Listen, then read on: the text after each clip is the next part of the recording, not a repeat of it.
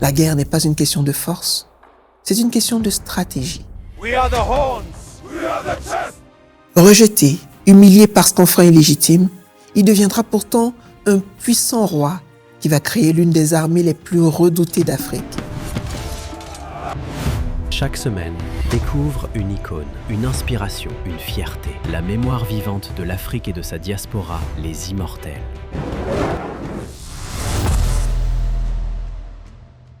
Il naît vers les années 1787 dans le KwaZulu-Natal, en Afrique du Sud.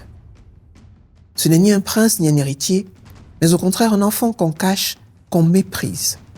Et il va en tirer sa force. Pendant que les autres enfants vivent leur vie d'adolescent, lui, il combat. Et il devient un guerrier exceptionnel, redoutable. Il observe les combats, les erreurs, les failles. Puis un jour, il comprend. La guerre n'est pas une question de force, c'est une question de stratégie. Il conquiert de nouveaux territoires, crée une armée disciplinée, structurée. Il s'appelait Shaka Zulu, et c'est à lui qu'on doit la réorganisation politique d'une bonne partie de l'Afrique australe qui jusque-là était fragmentée en petits clans ou royaumes en compétition, et le colon profitait allègrement de cette situation jusqu'à Shaka. Sa première innovation fut l'Ikwa. Cette arme courte forçait le guerrier à affronter son ennemi les yeux dans les yeux, pour imposer le combat au corps à corps. Soumis à une discipline de fer endurcie par des marches forcées, ils apprirent à ignorer la douleur et la fatigue. La géographie devint un multiplicateur de force entre les mains du souverain Zoulou. Ces commandos harcelaient l'ennemi chaque nuit, lançaient du bétail dans leurs tentes pour les priver de tout repos. Il unifia les clans voisins par la force, intégrant les vaincus dans ses propres rangs. Résultat, des petits clans se constituent en empire. Nouvelles armes, nouvelles techniques de combat et surtout, le pilier de sa suprématie était sa formation iconique, l'encerclement total de l'ennemi à travers sa célèbre formation en corne de buffle qui va terrasser les troupes coloniales. Au centre, la poitrine, composée de vétérans aguerris, fixait l'ennemi dans un combat frontal dévastateur. Pendant ce temps, les cornes de jeunes guerriers agiles s'élançaient sur les flancs pour fermer l'étau autour de l'adversaire. En réserve, les reins attendaient le moment critique pour porter le coup de grâce à un ennemi déjà piégé.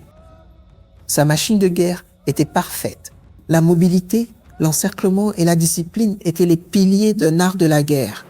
Toute une nation s'organisait pour soutenir l'effort de guerre. Sous son règne, le petit clan Zoulou devint un empire redouté, s'étendant sur des milliers de kilomètres carrés. À l'horizon, de nouvelles menaces se profilaient. Mais l'empire Zoulou était prêt à faire face à n'importe quel envahisseur. Lorsque les armées coloniales tentèrent de conquérir ces terres, elles se heurtèrent à la même discipline de fer, appliquée par ses successeurs.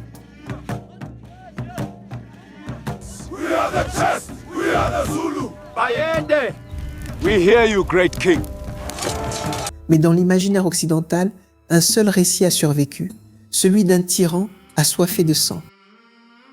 Shaka Zulu est un personnage controversé, et l'histoire nous le décrit effectivement soit comme un héros, soit comme un monstre. Mais là, il faut se poser 2 minutes pour questionner les sources qui nous racontent l'histoire de Shaka.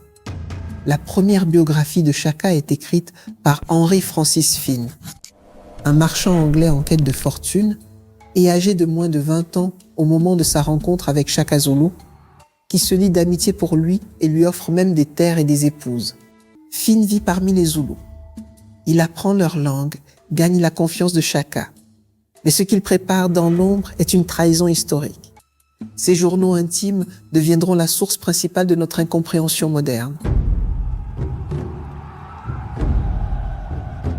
Le jeune homme passera 10 ans chez les Zoulous et on pourrait donc légitimement croire à sa bonne foi lorsqu'il nous décrit la cruauté légendaire de son bienfaiteur. Sauf qu'une correspondance datée du 10 décembre 1832 révèle des échanges étranges avec un autre commerçant, Nathaniel Isaacs. Faites-les paraître aussi sanguinaires que vous le pouvez. Des instructions explicites pour dépeindre les souverains Zoulous sous un jour horrible.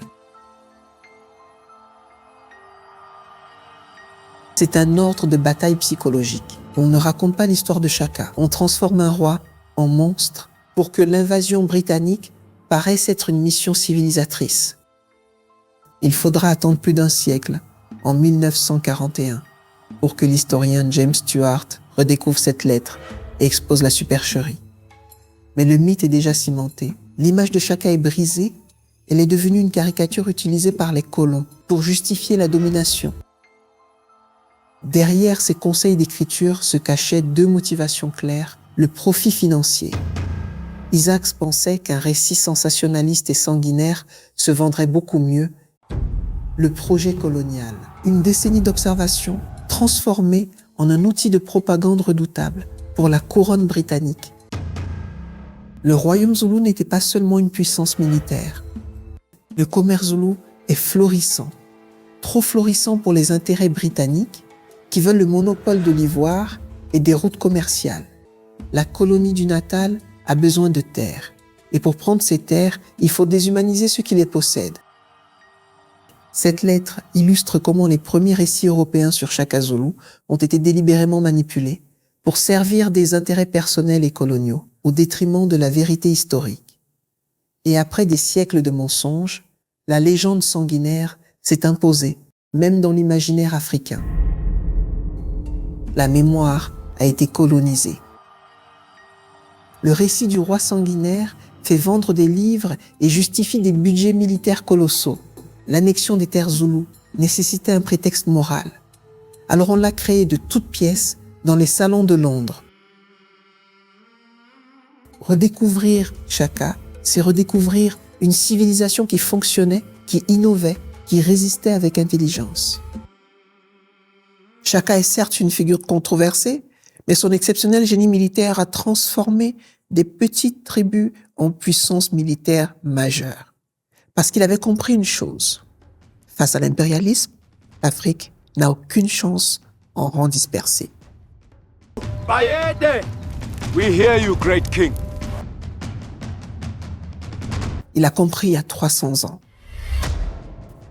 Aujourd'hui, quelle leçon l'Afrique tire de ces combats? Elle qui avance en rang dispersé, justement. Dis-moi ce que tu en penses en commentaire et télécharge l'application Infomédia qui te reconnecte avec le narratif africain sans complaisance, mais sans condescendance.